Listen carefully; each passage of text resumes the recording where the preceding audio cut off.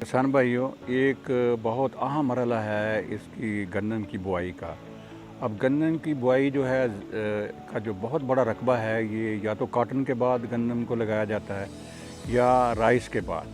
अब राइस में ख़ास तौर पे ज़्यादातर ज़मींदार जो है इसकी जो कटाई है वो कंबाइन से करवा रहे हैं। तो अगर हम कंबाइन के बाद अगर हमने गन्नम लगानी है तो उसके दो तरीके हैं। एक तो ये है कि जी हम खड़े 20-22 दिन पहले राइस को हम पानी ना लगाएं।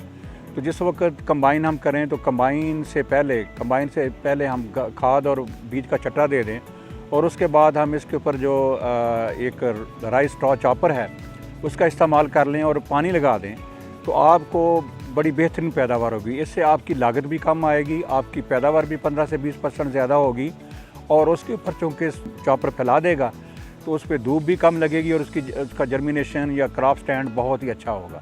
ये जो है पंजाब में इसका तजर्बा हो चुका है, इस तरीके से भी लगा सकते हैं।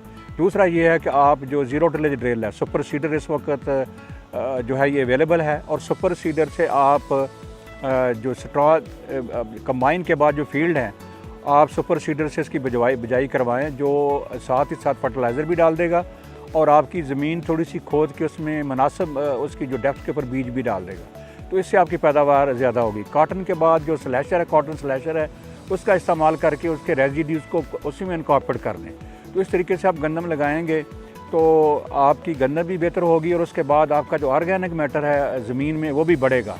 और ये जो इस वक्त गवर्नमेंट ने पाबंदी लगाई है कि आप इसके रेजिड्यूज़ को जलाएँ ना, तो उससे भी आपको जो है वो जो एक कंडीशन है वो भी आप पूरी कर सकें।